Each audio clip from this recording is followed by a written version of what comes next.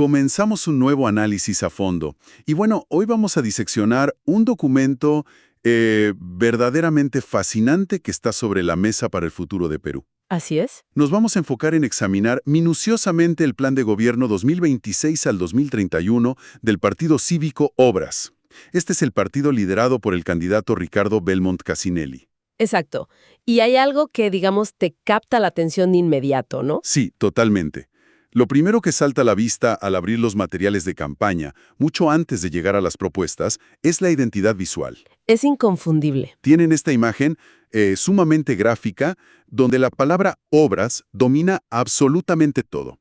Está escrita en letras mayúsculas, gigantes, delineadas y de un color verde oscuro muy fuerte. Verde muy intenso, sí.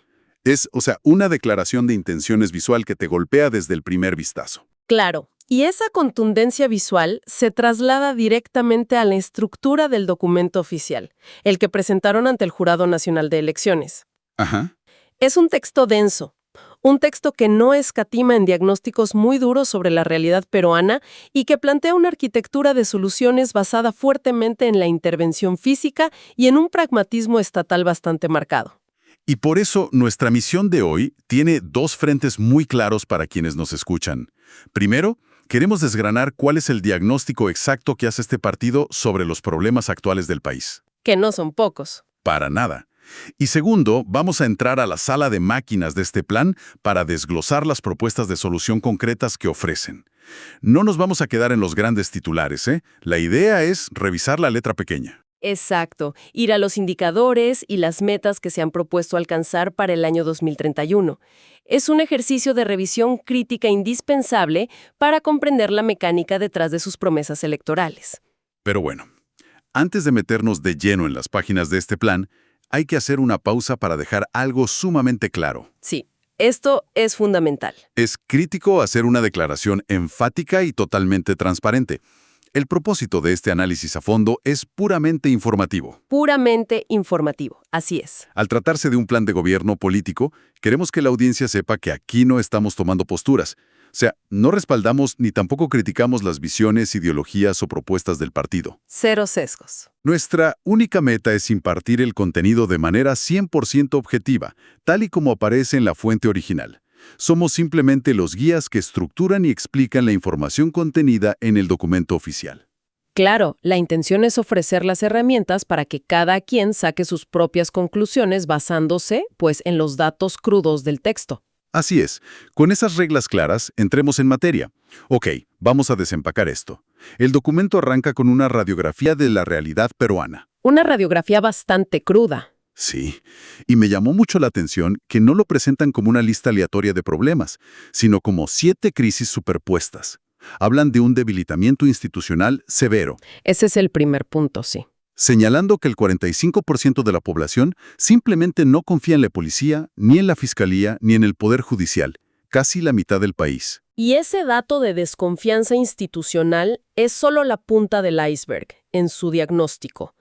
El documento lo conecta inmediatamente con lo que denominan una desigualdad multidimensional. El segundo punto. Exacto. Resaltan que un 25% de la población vive en la pobreza. Pero ojo, el énfasis lo ponen en las brechas regionales. Claro, la diferencia entre Lima y las provincias. Argumentan que la experiencia de ser peruano varía drásticamente dependiendo de si estás en la capital o en una zona rural. Lo que nos lleva al tercer punto crítico del diagnóstico, que es el déficit de infraestructura. Y ese tercer punto tiene una cifra que, me obligó a releer la página. El plan subraya que el 60% de las carreteras en el país están sin pavimentar. 60%. Estamos hablando de que más de la mitad de las vías por donde transita el comercio agrícola, las ambulancias o los buses escolares son de tierra, caminos de tierra. El documento utiliza esa falta de pavimentación como una metáfora física del abandono del Estado. Y de ahí saltan al cuarto punto, la crisis de representación. Que está muy ligada. Totalmente.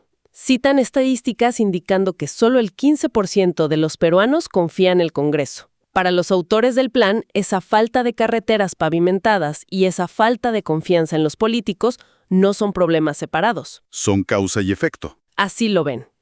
Si el Estado no puede construir un camino, el ciudadano pierde la fe en la democracia representativa. Es una conexión muy directa.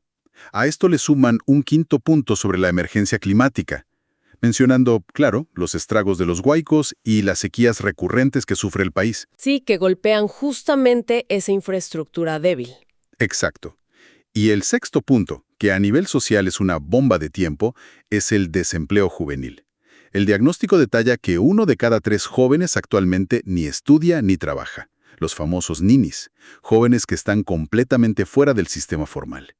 Lo cual alimenta el séptimo y último punto del diagnóstico, la altísima informalidad. Claro, todo se conecta. El texto describe cómo la informalidad no es una anomalía en Perú, sino la regla que domina sectores enteros como el comercio, la minería y el turismo. Y al leer el diagnóstico completo queda claro que el partido tiene un enfoque integral. Ven un ciclo vicioso. Un círculo vicioso donde la falta de infraestructura frena la economía, Lo que empuja a los jóvenes a la informalidad, lo que debilita la recaudación y la capacidad del Estado. terminando en una crisis de representación y una profunda desconfianza pública. Exactamente. Tienen el diagnóstico muy amarrado. Y con este panorama de 7 crisis entrelazadas, la pregunta lógica es, ¿cómo pretenden desatar este nudo? Ahí es donde entran las propuestas. Claro. El plan repite un lema contundente que va muy en línea con esa imagen visual verde que mencionábamos al principio. El lema es obras sí, palabras no, con signos de exclamación incluidos. Es un grito de campaña. Sí, parecería sugerir que la filosofía del partido es puramente la construcción física, por encima del debate político, ¿no? Lo fascinante aquí es que el plan no se limita a ser un catálogo de construcciones. Fundamenta sus soluciones en lo que denominan 10 vigas maestras. Las vigas maestras. Ajá. Estas vigas son los cimientos de su propuesta. Y según el documento, derivan de la experiencia práctica en gestiones municipales previas. El principio filosófico central que articula estas vigas es la idea de que el progreso real de un país solo ocurre cuando las reglas de juego están por encima de los gobernantes. Es una frase que suena muy institucional. Reglas por encima de gobernantes. Sí, muy de respeto a la norma. Pero revisando cómo aplican ese concepto, vi que tienen propuestas drásticas, especialmente en el tema de la corrupción. No plantean reformas graduales. No, van con todo. Proponen directamente que los delitos contra el Estado no prescriban jamás, y añaden que cualquier funcionario sentenciado por corrupción debe quedar inhabilitado a perpetuidad para ejercer cargos públicos. Muerte civil de por vida. Exacto. Es una postura de tolerancia cero absoluta reflejada en el papel. Y la rigidez de esas reglas también se traslada al ámbito económico y de soberanía. Otra de las vigas maestras detalla la necesidad de revisar y renegociar los contratos sobre recursos naturales. Ese es un tema siempre candente. Siempre, el objetivo declarado es cautelar los intereses del país frente a acuerdos que consideren lesivos. Además, aplican esta misma mano dura al ámbito de las comunicaciones. Justo ese punto sobre los medios es bastante particular en el plan. El documento plantea promover una televisión que difunda valores y cultura. Que suena bien en teoría. Pero no se queda en una sugerencia. Hablan explícitamente de imponer sanciones severas a quienes no cumplan con la ley de protección al menor. Es decir, ven al Estado con un rol fuertemente regulador y sancionador sobre lo que se emite en señal abierta. Y ese rol regulador fuerte convive con una filosofía económica que el plan describe usando 2 términos muy específicos. A ver, Hablan de un enfoque biocéntrico y de una economía social de mercado con rostro humano. espera, me detengo ahí un segundo porque esos términos suenan un poco contradictorios a primera vista. ¿En qué sentido? Bueno, ¿qué significa exactamente tener un enfoque biocéntrico en un plan de gobierno que literalmente se llama obras y cuyo enfoque principal parece ser echar cemento, construir carreteras y grandes infraestructuras? Es una buena pregunta. ¿Cómo reconcilian ambas cosas en el documento? El texto explica el enfoque biocéntrico argumentando que la infraestructura no debe construirse de espaldas a la naturaleza, sino integrándose a ella para proteger la vida humana. O sea, prevención. Exacto. Para ellos, construir un muro de contención sismorresistente o plantas de tratamiento de agua es poner la vida en el centro de la inversión pública. Ya veo. En cuanto a la economía social de mercado con rostro humano, el documento establece que la inversión privada, especialmente la extranjera, es vital para generar empleo. Sí, lo reconocen. Sin embargo, hay una frase textual en el plan que define su límite. Dicen que los inversores podrán venir cuando quieran, pero no como quieran. Podrán venir cuando quieran, pero no como quieran. Es una advertencia directa de que el Estado impondrá las condiciones. Marcando la cancha, digamos. Bueno, ya tenemos claro el diagnóstico de las 7 crisis y la filosofía de las vigas maestras. Y aquí es donde se pone realmente interesante. Las soluciones. Exacto. Vamos a entrar a las matrices de soluciones concretas proyectadas para el 2026. Empezando por la dimensión social e institucional. Ajá. Noté que su primera línea de ataque contra la inseguridad no es necesariamente comprar más patrulleros o armar a la policía, No. sino intervenir el espacio público. El plan pone un énfasis enorme en lo que llaman reconstruir el tejido social.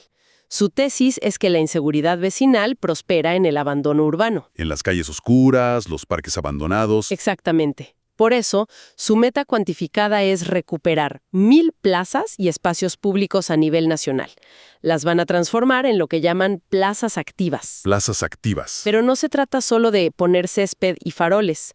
El documento proyecta crear legalmente 5,000 comités cívicos de obra y vigilancia. Básicamente, la estrategia es sacar a la gente de sus casas, que ocupen esas plazas recuperadas y organizarlos en comités vecinales con reconocimiento legal para vigilar sus barrios. Apropiarse del espacio. Y hablando de recuperación, hay una sección que detalla un plan choque de reactivación y culminación de obras sociales paralizadas. Ese es un punto enorme en el Perú. Sabemos que en el país hay miles de construcciones a medias, las famosas obras fantasma, como escuelas o postas médicas que nunca se terminaron por problemas legales o corrupción.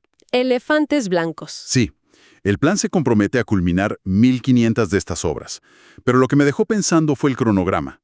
Afirman que lograrán esto en un máximo de 60 días. Es un plazo cortísimo. Me pregunto cómo justifican esa velocidad en el texto, considerando la burocracia habitual del Estado. El documento fundamenta ese plazo agresivo en la aplicación de mecanismos de emergencia y en cortar de tajo los procesos administrativos redundantes. O sea, vía rápida. Confían en que, al destrabar legalmente los expedientes técnicos, la ejecución física es rápida. Y estas obras paralizadas están directamente atadas a sus metas en salud y educación. Claro, no son obras al azar. No. Por ejemplo, en salud tienen el programa Tu Salud Me Importa. La meta registrada es reducir la desnutrición infantil al 10% y bajar la tasa de anemia, que actualmente indican que supera el 50% en zonas rurales, a solo un 15%. Una reducción drástica de la anemia que dependería totalmente de que esas postas médicas abandonadas realmente empiezan a funcionar en esos 60 días. Todo está encadenado. En educación pasa algo similar. El plan busca reducir la deserción escolar en áreas rurales del 16% a solo un 5%, lo cual implica terminar esas escuelas paralizadas. Pero claro, destrabar todo esto choca de frente con la burocracia y la corrupción que ellos mismos señalaron en su diagnóstico inicial. Exacto. ¿Qué mecanismo institucional proponen para evitar que este plan choque termine en nuevos escándalos de corrupción? Porque mover dinero rápido suele ser peligroso. Para atacar la opacidad estatal, el plan da un giro hacia el control digital masivo. A ver, proponen crear una plataforma digital única de obras públicas. La regla sería que el 100% de las licitaciones del gobierno nacional estén publicadas en esta plataforma en tiempo real. Transparencia total. Y no quieren que sea una huevo oscura del Estado que nadie visita. La meta documentada es alcanzar 1 millón de consultas ciudadanas mensuales. Buscarán que el ciudadano común y los comités cívicos actúen como auditores en tiempo real de los presupuestos. Exactamente. Esa es la macroescala. Pero revisando el plan, también apuntan al nivel municipal, que es donde el ciudadano de a pie sufre la microcorrupción diaria. El trámite del día a día. Proponen implementar las ventanillas únicas municipales digitales. Tienen una meta muy clara: reducir el tiempo para obtener una licencia de construcción simple a un máximo de 30 días. Lo cual agilizaría muchísimo el sector. Y el indicador de éxito que ponen en su matriz no es solo medir el tiempo ahorrado. Proyectan que esta digitalización va a lograr disminuir en 20 puntos la percepción de corrupción en trámites municipales. La lógica detrás de estas ventanillas es eliminar la discrecionalidad del funcionario. Claro. Si el trámite es 100% digital y trazable, eliminas el espacio físico donde usualmente ocurre el soborno o la extorsión para agilizar un papel. Poniéndolo en términos prácticos, es como pasar de un ecosistema donde un emprendedor tiene que hacer filas interminables en oficinas grises, rogando que su expediente avance. Lidiando con la ventanilla equivocada. Sí, a tener el control total de su trámite desde la pantalla de su teléfono móvil. Esa transición hacia la transparencia digital empodera muchísimo la vigilancia ciudadana. Definitivamente. Entonces, ¿qué significa todo esto cuando lo cruzamos con la economía dura y pura? Pasemos a revisar la dimensión económica y territorial.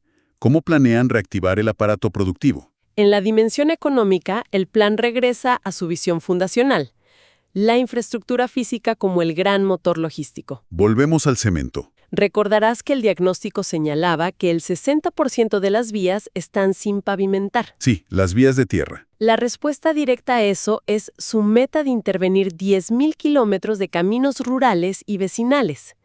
El objetivo es conectar a 500 centros poblados que hoy están literalmente aislados de los mercados principales. Y el documento pone un número sobre el impacto de esos caminos. Proyectan que pavimentar esos 10.000 kilómetros reduciría los costos de transporte de los productos agrícolas en un 25%. Un cuarto del costo es muchísimo.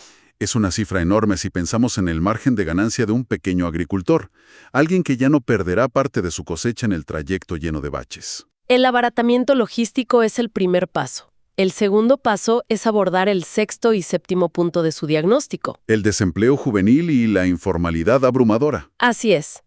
Para esto, el documento detalla una iniciativa central llamada Ley de Obra Pública con Mano de Obra Formal. Me interesa mucho este punto. La estrategia es utilizar el inmenso poder de compra y contratación del Estado como una palanca forzosa para la formalización. Me gustaría ilustrar cómo funcionaría esta ley en la práctica para la audiencia, porque es un cambio de paradigma fuerte. Adelante. Imaginemos a un contratista local en una provincia que gana una licitación menor del municipio. Históricamente, este contratista subcontrata a trabajadores locales, por jornal, en negro, sin beneficios. Lo más común. Con esta nueva ley, si quiere cobrar el cheque del Estado, está obligado a poner a todos esos trabajadores en planilla formal. El Estado básicamente dice, yo te doy la obra, pero tú formalizas a tu gente. Es una condición innegociable. La meta que marca el plan es lograr la formalización de 20.000 micro y pequeñas empresas vinculadas a la construcción y servicios. Es formalización inducida por el mercado estatal.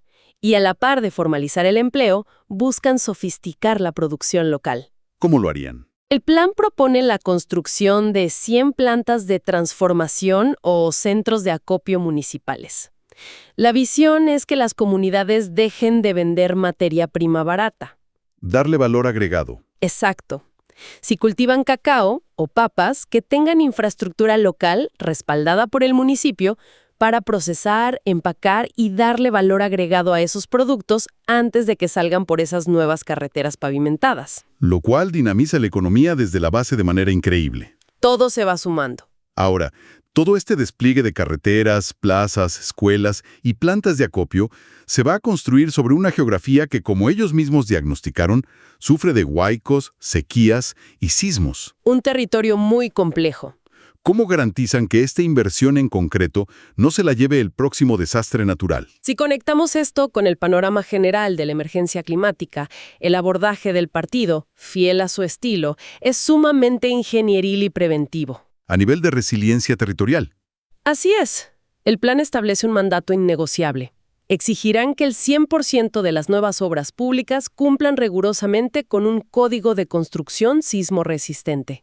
Eso debería ser ley siempre, pero es bueno que lo enfaticen. Pero el cambio más profundo está en el manejo de los fondos estatales.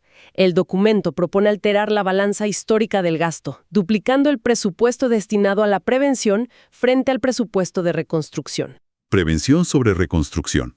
Su argumento es que siempre será más barato reforzar la ladera de un río hoy que reconstruir un pueblo entero mañana. Ese enfoque de prevención me lleva a preguntarte por el manejo de los residuos. Porque también vi que incluyen la palabra economía circular en el documento. Sí, lo mencionan. Tienen metas bastante ambiciosas para el manejo de la basura a nivel municipal. El componente ambiental del plan se enfoca en resolver el colapso de los botaderos informales. Prometen instalar 50 plantas de valorización de residuos. ¿Qué son exactamente? En la práctica, son complejos de reciclaje industrial y compostaje a gran escala. A esto le suman la construcción de 15 rellenos sanitarios intermunicipales técnicos. Ya no solo botaderos a cielo abierto. Exacto. El indicador final de esta dimensión es lograr que el 75% de la población del país cuente con una disposición final adecuada de sus residuos sólidos. Es un salto inmenso respecto a la situación actual del manejo de basura en muchas regiones. Inmenso. Haciendo un gran resumen de todo lo que hemos recorrido de este documento, queda claro que el plan de gobierno del Partido Cívico, Obras, propone una visión hiperpragmática y metódica de la gestión pública. Muy enfocada en el hacer. Ellos conciben el desarrollo del Perú casi exclusivamente a través de la sumatoria de obras útiles. Sí. Y esa definición es amplia. Va desde pavimentar un camino rural y levantar muros de contención, hasta programar plataformas digitales centralizadas para monitorear licitaciones. Ven el cemento, la tecnología y la velocidad de ejecución como los grandes antídotos contra la crisis de confianza ciudadana que mencionaban al inicio. Todo vuelve a las obras. ¿Y el financiamiento de toda esta maquinaria, de dónde sale? Según el documento, saldría de un reordenamiento severo del presupuesto actual, moviendo el dinero del gasto corriente administrativo, la burocracia, hacia la inversión en capital físico. Mover el dinero del papel al cemento. Respaldado por asociaciones público-privadas sometidas a controles muy estrictos. Es una apuesta total por la ingeniería física y de sistemas como motor del Estado. Es una visión muy estructurada, donde pareciera que todo problema social tiene una respuesta en forma de infraestructura o de un código informático de transparencia. Y esto plantea una pregunta importante para cerrar nuestro análisis de los documentos. Te escucho. El plan apuesta todo a que la construcción acelerada de infraestructura física, hablamos de caminos, hospitales, plazas activas, y la hipertransparencia de las plataformas digitales, serán suficientes para erradicar las crisis sociales, éticas y de representación. Esa es su premisa principal. Para la audiencia que ha seguido este desglose minucioso, queda una reflexión final fascinante sobre la naturaleza del país. A ver, ¿puede realmente la construcción de mejores carreteras de concreto y portales web blindados reparar un tejido social fracturado y restaurar la fe en las instituciones? Es la gran interrogante. ¿O acaso la reconstrucción de la confianza ciudadana, esa convicción íntima de creer en el Estado y en el otro, exige elementos culturales, educativos y humanos más profundos que lo que se puede solucionar únicamente con cemento y código informático? Es un dilema fundamental sobre cómo se construye verdaderamente una nación, ¿no? Y dejamos esa idea sobre la mesa para que cada quien la explore y la cuestione. Una interrogante brillante para llevarnos y analizar por nuestra cuenta, mucho más allá de las páginas de este plan. Agradecemos su compañía en este recorrido informativo. Hasta el próximo análisis a fondo.